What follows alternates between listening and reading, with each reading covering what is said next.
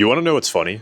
Most people know at this point that you can make serious money online with remote sales, but the second they start thinking about it, they start overthinking and getting insecure about the idea of getting on sales calls because they're like, what if I sound desperate? What if I say the wrong thing? What if I don't close the call? That's why in this video, I'm going to give you the exact framework that I've used to sell over $1 million online. So if you do want to get started in high ticket sales, you'll know exactly what you need to do so that you can get on a call, not sound pushy, not say the wrong things, and crush it. With what I'm going to show you in this video, you'll literally create an atmosphere of buy. And it's not because you're pressuring them, it's because you're going to show the prospect why they actually need the thing that you're selling to them using the 4 principles that I'm going to share with you in this video. So here's what we're going to do first. First, I'm going to tell you why most people suck at closing and the real mistake that people are actually making that causes them to suck. And trust me, it's probably not what you're thinking. And then after that, I'm going to walk you through the step-by-step framework that I've used to sell over $1 million online. And it's the exact framework that I still use to this day. And then after that, I'm going to show you how you can take that framework and actually start using it for yourself in a real world example. So without further ado, let's get straight into it. So here's the thing that most people don't understand about closing. They think that they need to have the perfect script or they need to be able to nail every single objection in the book. And why is that? It's because these people aren't taught properly how to prevent objections from happening in the first place. And this is the biggest mistake that you can make because not only is it going to hurt your close rate, but you're also going to be wasting more time on sales calls dealing with objections for long ends of time without actually solving them upfront first before they even come up. Look, it's not bad necessarily to have a script or do these practices where you're dealing with a ton of objections in the beginning, but if you never actually solve this over time, you're never gonna get more efficient on your sales calls. Your close rate's not gonna be as high as it could be, and you're gonna be wasting more time on your calls. So let's go ahead and talk about the 4-step framework when it comes to closing deals over Zoom or over the phone so that you can solve this. Turn off your notifications and take some notes because I'm about to give you some real sauce that if used correctly will help you out a ton. I would say just as a first rule of thumb, step 1 is getting on the call and not sounding like a robot. Your job with the prospect is to make it seem like they're actually talking to a real person, not like an AI or like a robot. And so you don't need to get on the call and build a bunch of fake rapport and give them some fake compliments that these people don't actually care about. What you need to be able to do is you need to be able to have a quick conversation with these people, unscripted, where you're genuine and you're introducing yourself before you get into the questions. The number 1 goal with doing this is to not sound scripted and it's to not say the same things that everybody else is saying in the industry. Step 2 then is the question phase. And again, this is where most people screw it up because they don't know how to properly ask the right questions to these people in the right sequential order to be able to hit their objectives. If you don't actually build the gap from where they are now to where they want to get to at a very, very deep level, you're just going to get to the end of the call and they're going to give you a bunch of bullshit. I'll share with you some examples of questions that you can ask in a second based on your industry, but just as a general rule of thumb, you want to be asking very deep questions here. And the reality is when you ask the right questions, the prospect will literally tell you their pain. They'll tell you that they actually need help to solve this problem and that they want to work with you guys specifically if you do this right. And then it just gets to a point where the more that they talk, the more likely it is that they're going to buy your thing. Then step 3 is prescribing their pain with a solution. Now, obviously, if you're selling for a business, you have some sort of offer, but what's really important here is you take all of the things that you got from them in step 2 of asking the right questions, and then you're able to personalize the pitch to their specific needs. You're able to take specific benefits and mechanisms of your pitch and be able to personalize them, saying that this would be extremely beneficial for you because you mentioned this earlier in the call. Instead of just getting into a habit of saying the same exact pitch over and over, it just gets boring. What you need to be able to do is you need to be able to take the things that they've given you at the start of the call and be able to use them to your advantage when you're going through the pitch. Honestly though, your pitch isn't even that important. And this might sound crazy and controversial, but the reality is if you do step 2 right, where you build a really big gap from where they are now to where they want to get to, and you ask all the right intricate questions in between that, your pitch doesn't actually even matter that much. Like obviously you can't just sell them shit, but the reality is as long as you guys have like a decent offer that you're actually selling for, you should be good to go with this. And then step 4 is obviously closing the deal and dealing with any objections that still will come up from time to time, even if you do step 2 perfect every single time. The biggest thing with dealing with objections is actually having certainty in the thing that you offer, because if you have certainty that the thing that you offer actually changes lives for people, then you're going to be able to get through their bullshit objections that they're giving you because you know that you can genuinely change their life with it. However, if you have like a lingering feeling in the back of your mind that like the thing that you're selling is like low-key a scam or like it's not that great of a product, then you're not actually going to go through some of the tougher objections that people have because you don't actually even trust your own product. And so this is very underrated. I don't see too many people in the sales industry talk about this. You actually need to be selling for a good offer that actually helps people to the best of their ability, because if not, it's going to mess with your head a little bit when you're dealing with with objections, and you're going to feel like you're doing the wrong thing. So here's a couple examples of what actually is going to be going on during each of these steps. So in the introduction, it's just like, hey, is this name? They respond, okay, sick, you can hear me, you can see me fine, everything's good with the camera. Yes, you make sure that their camera's on, obviously, as well. And then it's just like, amazing, man, welcome to the call. It looks like you booked on our calendar here to learn a little bit more about how you can achieve this specific outcome or get started with this specific mechanism, whatever you sell. Is that about right? I want you guys to keep in mind as I'm going through this, obviously this is going to be situational based on the thing that you sell, so just keep that in the back of your mind. But then we get into the question phase, and the first thing that we want to get is like a good general consensus on like, why are we actually here? Why are we actually on this call? So the way that I usually do this is I just say, awesome, well, it looks like you came from one of my YouTube videos, one of my Instagram videos. I guess like, what was it that you first initially heard or saw that attracted your attention to want to book a call here today? When you first ask this question, they're probably going to give you some answer that actually isn't talking about them specifically. So they might say, oh, I liked your content talking about how to make money online, or oh, I liked your guys' ads, I thought they really stood out. So they're not talking about themselves specifically, they're just talking about a general thing, which is totally fine.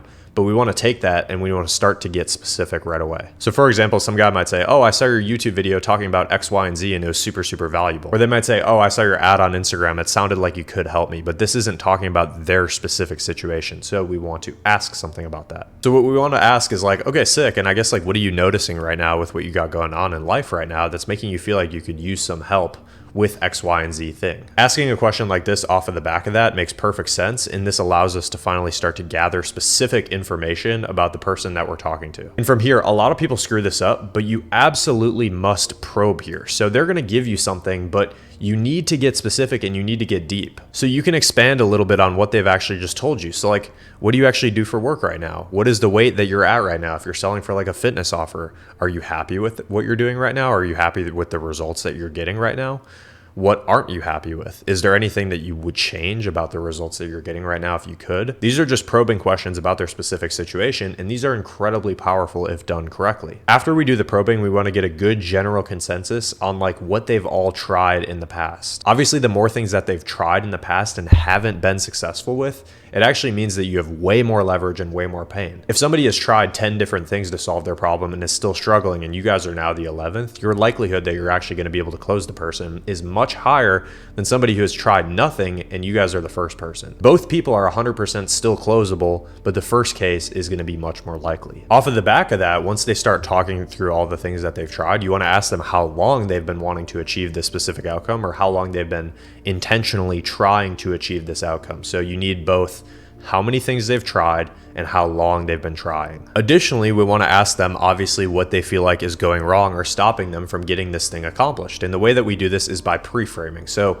this can be a little bit of an invasive question pretty early on into the sales script. So what we want to do is we want to pre-frame this question by asking them something like, okay, John, and I should probably ask you this, like, do you genuinely believe deep down that you can make money online or that you can lose the 30 pounds? I know you tried a couple different things, so I could see for sure how that could be discouraging. 99% of the time, they're going to say yes. And this is really just like a dummy question, but this is a way that we can transition into asking them, okay, I guess like, what do you feel like is going wrong? Or what do you feel like is stopping you from being able to do this then, even though you 100% believe deep down that you can do this? The whole entire point here is to get a good general consensus on what they believe is stopping them from being able to achieve this outcome right now. Next, what we actually want to do is we want to challenge their logic for why they're actually looking for assistance in the first place. And I've seen almost nobody do this inside of the space, but really what we want to do is we want to say like, okay, I guess like what's the rationale or what's the thinking behind you looking for more of like a direct mentorship where you can finally lose the weight or make money online rather than just continuing down with the same path that you've been doing, trying all these other different options out there. Obviously, when you ask a question like this, the person is going to tell you essentially all the reasons why they're considering or thinking about working with you. And these are extremely valuable. What we're actually kind of doing here is we're kind of asking them for a no. Like we're basically giving them the opportunity to say, oh, I'm not actually looking to work with you or look for a mentorship, by challenging their logic and challenging their positions. And so you can do this even another level later where they might say, oh, I'm considering working with you guys because blah, blah, blah, blah, blah, or I'm considering direct mentorship because blah, blah, blah. And then it's like, why don't you just do that though? Like, why not though? This can be incredibly powerful if done right, because you're literally challenging their logic for why they want to work with you. And they're literally thinking through themselves, why they're on the call, why they want to work with you in the first place. This is extremely valuable. The next thing that we want to do before we go too deep into the call is we want to ensure that the person is even capable of buying and is even in a position that they even want to change for themselves. And so like a really easy way to do this is you can say like, okay, in the past, like what have you done in terms of like an advanced training or like a mentorship? Obviously you tailor this to what you actually sell, because we're trying to get specifics on what they have actually tried in direct relation to the thing that you're offering. But you can do this to get a good sense of like what they've actually tried in terms of something similar to what you sell. If they've invested in other similar solutions before, you want to try to figure out what went wrong inside of those similar solutions so that you can position your business's solution as different when it comes time for the pitch. Let's say, for example, they've been trying to lose the weight. And so they've tried a bunch of different diets, but also they've tried a bunch of different courses on how to lose the weight. So they've invested into similar solutions to what you guys sell. In this example, let's just say it's like a one-on-one fitness coaching program, but they've never actually done a one-on-one coaching element. This gives you the ability for positioning when it comes to the pitch to really emphasize that you guys do one-on-one. And it's why they failed with all the other things that they've tried before, is because they haven't had that one-on-one. Or maybe, for example, they have done one-on-one coaching before and it still didn't work because the person that they were learning from teaches a different style of weight loss. And so when it comes time for the pitch, you really want to emphasize that your style is different from this guy's style. And that's why it's going to be the thing that finally allows them to lose the weight. So depending on what they say to this, you're either going to be able to differentiate yourself when it comes time for the pitch, or maybe you get on a call, and this certainly does happen too, where somebody hasn't actually invested in anything before to try to change their situation. They haven't invested into anything similar. They've just been trying diets on their own.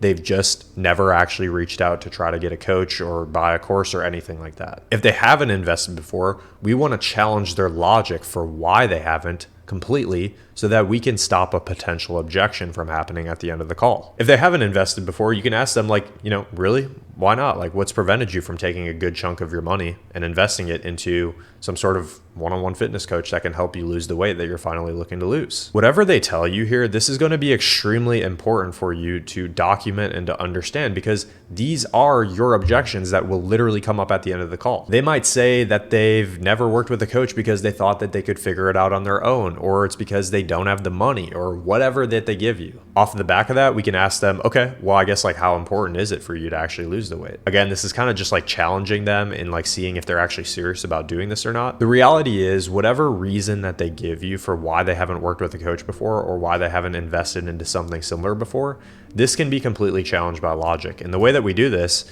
is by getting them to see that the reason that they're on the call is the exact reason actually why they need to invest, because they still haven't managed to solve their problem. And all we do here is we take their objection or we take their excuse and we prove to them why this excuse is actually the thing that's holding them back from losing the weight the entire time. If they've said that they've never worked with a one-on-one coach before because they thought that they could just figure it out on their own, your goal is to get them to see that that exact line of thinking is why they haven't lost the weight in the first place. So then you just say something like, hey, well, can I share a perspective with you that I think will help you?